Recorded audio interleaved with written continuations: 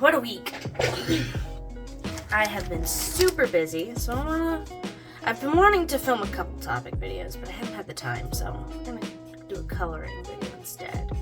And we're gonna color this in the typical style of my coloring when I color things myself,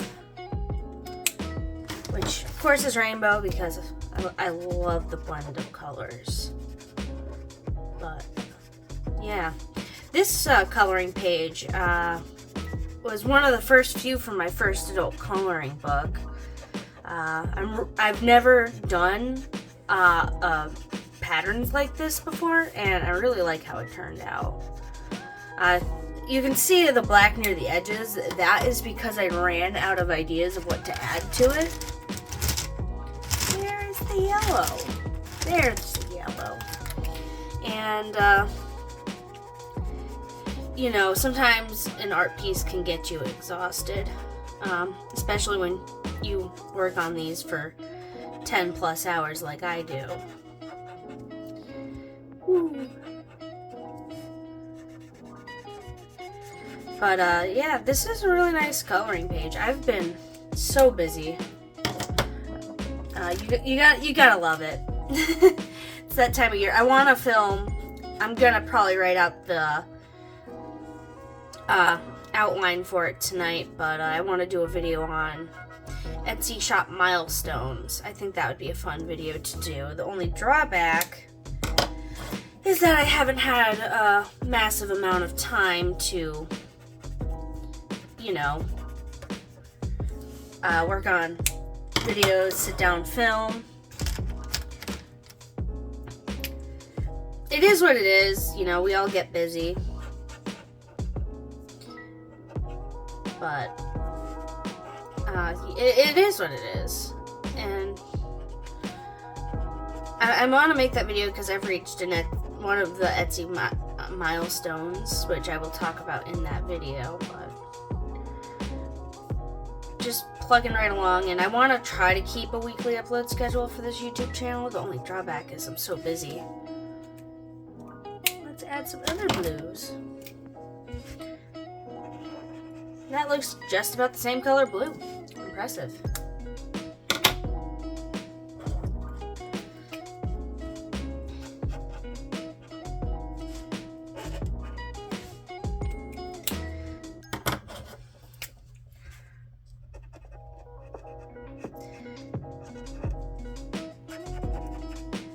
Yeah, I really like how this drawing turned out. I think this is the first one I ever measured out using a ruler where the center of the page is. I've done it for a few other drawings since, but when I first started, I did not measure out the center of the page. I just kind of eyeballed it. So this was the start to me putting more planning into my artwork, which I don't always plan ahead a lot. Like, sometimes I plan what colors go where and how often, and other times I just go in and draw. It really all depends on the piece and what I'm going for.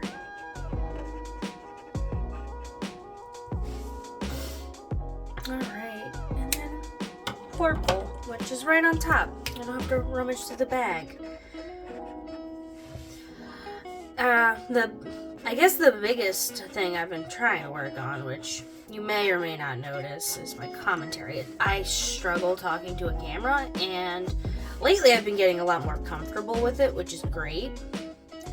But if you're not used to talking to a camera, especially when you're doing other activities, it can be tough. Where are you, pink? Maroon, whatever color you would like to call this. So I've been working on my commentary, and these videos are not, I guess they're less for viewers and more for me, in the sense that I'm trying to get used to talking to a camera. And, you know, it can be tough when you aren't sure what you're doing. And even now my commentary is terrible. And this coloring, I don't know how this is I never know how coloring these is going to turn out. Because, you know, I just kind of wing it. I don't go in with a set plan. But, you know, you don't always need a set plan to make something nice. And it's always nice just to color. In fact, I've been looking at joining some groups online about adult coloring since I've been doing a lot of coloring. I might share this on one of those groups and see what people think.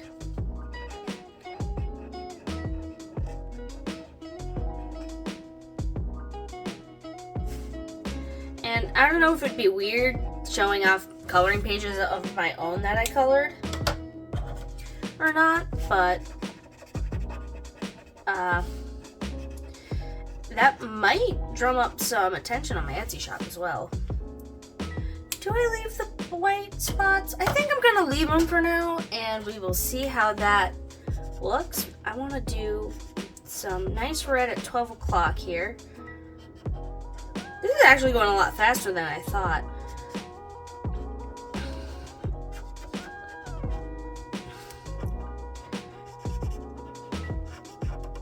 Whew. I absolutely love art so much. It's such a lovely thing to do. And then on to some orange. I actually am super happy. I finished work on my reverse coloring pages. They are not in the form of books, but they are available for sale on my Etsy shop. I like to do like an early access style thing there, where if you go to my shop, you can get them early. I need to do the formatting. I'm debating formatting through Canva.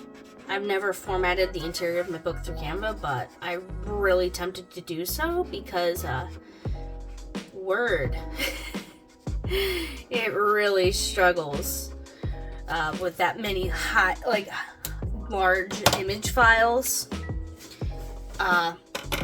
Like every time you add a new image, it takes 10 minutes to load the image in, and then the application freezes, and it's just it works. I've formatted all my other books with it, but I'm thinking about switching to Canva. I might be able to get a nicer interior that way. I just need to look up, and I'm still new to using Canva and other software, to use, what's it called?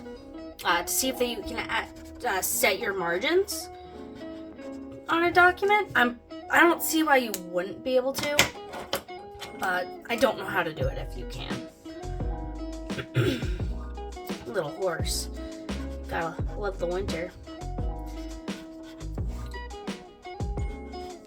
I don't know if this rambling is good.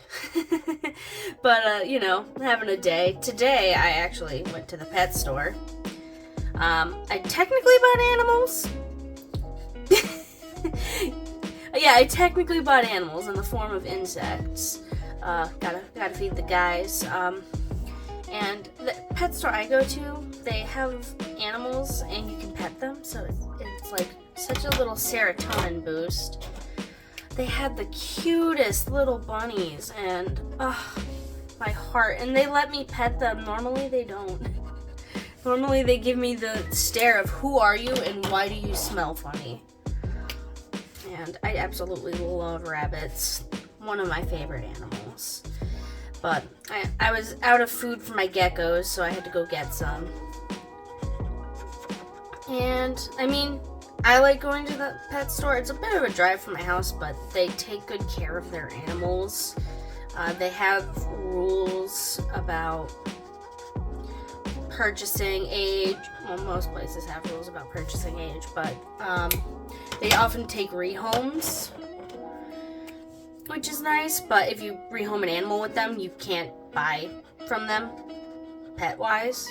So, which is good, you know. And I just like looking at all the animals they have, and they have, every time I get feeder insects from them, they live a long time, so they don't die on me in a week. They don't pupate. When I buy super worms, they don't turn into beetles right away. So all around, 10 out of 10, great pet store. Highly recommend. I'm not gonna dox myself by telling what pet store it is, though. I have internet common sense. But, you know, a little serotonin boost, feed my Leos, my dumb babies. And I also got some night crawlers for, I don't have them, but my stepmom has them, and she's been having a hard time finding red wigglers and worms for the axolotls. So every time I go to the pet store, I also pick up some worms for my axolotls, since one of them is technically mine. He is my tiny alien son. When I get a house, I am taking in all 3 of her axolotls, though, so they're technically all mine. Which is something I completely and 100% am fine with. I love axolotls. They're such funky, fresh little gentlemen. I actually just love all animals. But they're just such funky, fresh little gentlemen, and they have so many fun quirks. One thing I've done, or we've noticed, is they say axolotls don't have good eyesight. This is a lie. Because if somebody comes over to my stepmom's house and sees the axolotls, they just sit wherever, mind their own business.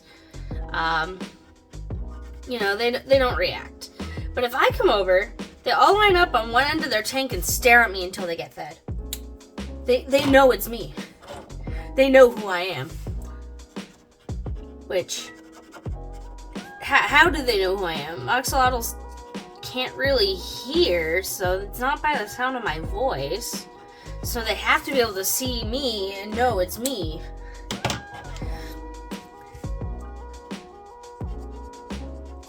Which is kind of funny and cute. They often will do little poses and little yoga poses, and they're just funny. Like, if you're looking for an exotic animal and have like $600-700 to drop on them, axolotls make a great pet. And the reason why I'm saying $600-700 is because to give them a proper temperature, you really need a refrigeration system on their enclosure, which can cost $600-700. Which really, if you're gonna get an exotic pet, you gotta make sure they have proper temperature, just so they can be happy and comfortable. So, our guys have a nice cooler. I heard you can also maintain the temperature if you have a basement. But, spending a little money to keep your animals happy and comfortable. Like, I've done that for my leopard geckos. I spent like $300 I spent a ton of money revamping their heating. And they've been doing well in the new heating system. And it has a timer, so they get, a set time with heat and set time with cool. It felt weird at first, honestly, having cold-blooded animals go without heating. But my apartment doesn't get cold enough for it to be an issue, so really, they're perfectly happy and healthy where they're at. And like, they haven't had any health issues since I've upgraded their heating. My female leopard gecko, she is always in her hot hide now. She loves it. She's so happy. And my male, he will sit in his hot hide for a few hours, and then he'll move over to his cold hide and migrate around. And my female, she started doing this thing. I put a nice like cork leaned up against her tank so she can hide behind it. She doesn't hide behind it. What she does is she climbs on top of it when it's time for food, and I'll go to open her enclosure and go to feed her, I'll be like, where are you? You're not in your house. And I'll look over and she's on top of the quirk in the back of her enclosure. I'm like, you little mad lad. And if you are wondering, yes, they are housed separately. I do not cohabitate leopard geckos. I don't want them breeding because they're opposite genders. And I don't want them bullying each other because my male is huge. He's a big boy. And I've done mountains of research about how to care for these animals. So you don't have to worry about me not caring for them. I have their heating on thermostats, timers. I have like this fun laser temperature scanner, so I can check what their enclosure temperatures are at and what the surface of their enclosure, what surface temperatures are at. They have thermometers. I've gone all out on these little guys, and I plan when I get a house on upgrading them to even bigger enclosures. Because what they're in right now is a perfectly fine size, but I'm gonna give them a bigger enclosure. Because I mean, if you don't spoil your animals, what's even the point?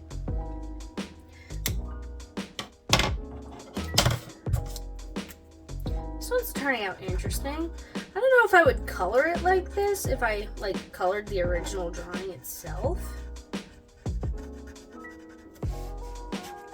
I'm gonna cheat a little. Instead of following the course of the lines, I'm just gonna...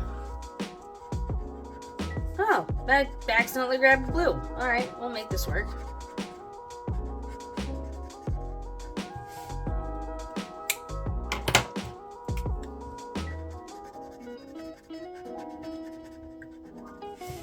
The paper is not holding its structural integrity right now.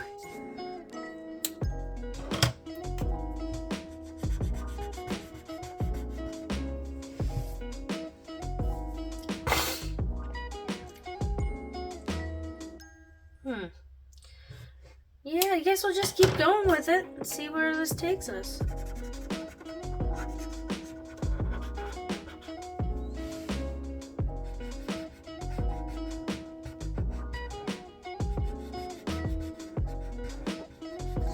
It's weird drawing on printer paper. It's so weird. I use thick watercolor paper because it doesn't bleed when you draw with markers, which I'm pretty sure this is bleeding. Yep. But it doesn't bleed, and you can, and in a weird way, I like how it fights back when you draw. Did not mean to grab orange, but that's okay. We'll make it work. It has a nice texture to it, and I can use it for multimedia. Like, my marker drawings go great on it. My ink drawings go great on it. Watercolor works fine. So it's one of those mixed media things that works really well. But when I took these to Staples, whenever I make an Etsy listing, I always print at least one page to make sure the print quality is going to be good, because I would hate to have someone buy one of my coloring or reverse coloring bundles and go, this is terrible. The print quality is awful, so I always test at least one page. Usually, with these, I figured I could color them for YouTube and for content. So I printed the whole bundle. And it was black and white ink, so it wasn't like crazy expensive. For my first reverse coloring bundle I put on Etsy, I just printed the, this marker is dying, it is being retired. I just printed the first. I think I selected a page I thought would make a good video for a drawing for the listing photo, and I never did anything with that listing photo or with that printout. I need to color it. I think I'll draw on it for a video. I have plenty of black markers, but I didn't know how long that would take, so I just chose this one, which has been interesting. Dark blue time. Not the best at adult coloring, but you know, we're getting there.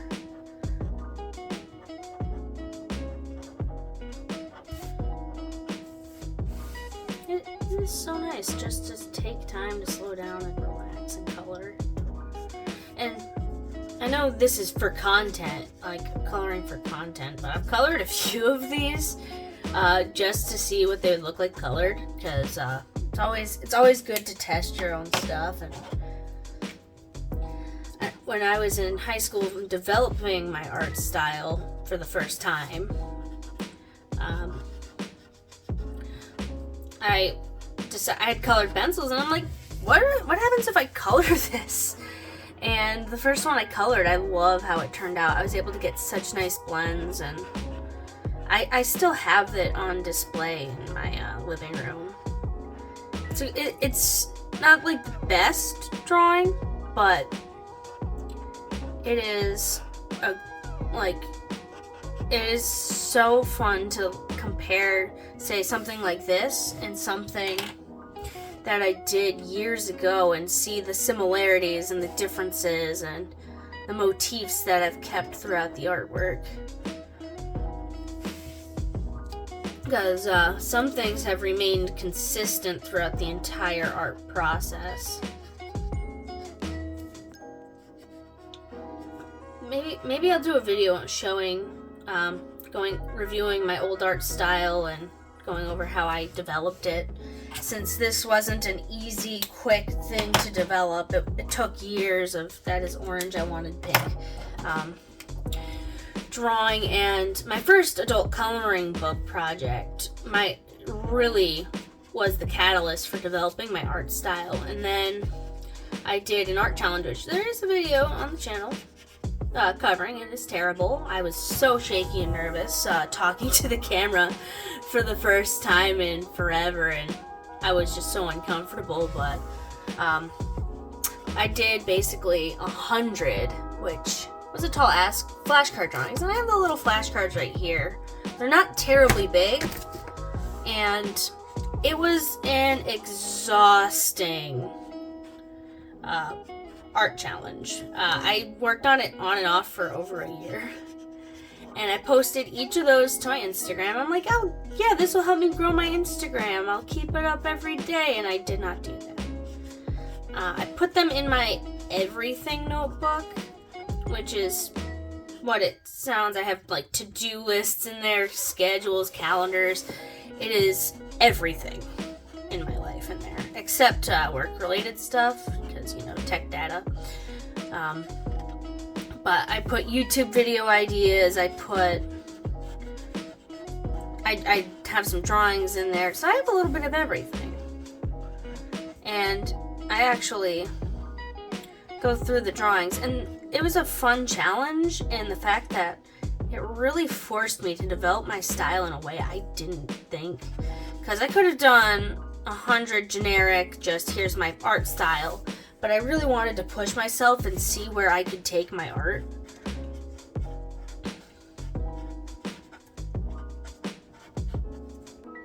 So that was a very interesting experience. On to red, and I think we're gonna call it done. I like the contrast, the white, the black, and the rainbow. Leaving some empty space is good. I remember having an art teacher who said it's okay to leave empty space to give your eyes a rest in art. Which I don't always take to heart. My art style is very maximalist.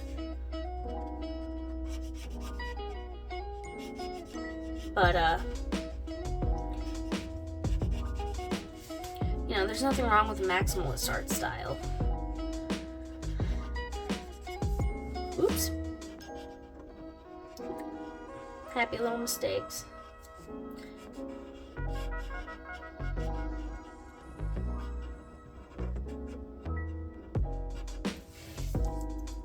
Woo! That looks actually pretty cool. I like how that turned out. the nice colors. Alright, well, drawing complete. Actually, we have a little bit of bleeding through.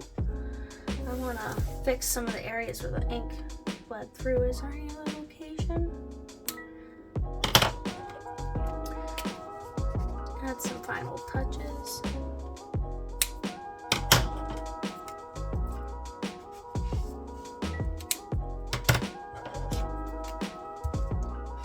It's not perfect, but I just wanted to do a quick drawing, and sometimes it's nice to play it fast and loose. Well, thank you for watching. Feel free to check out any other videos. I have some coloring videos and topic videos, and stay creative.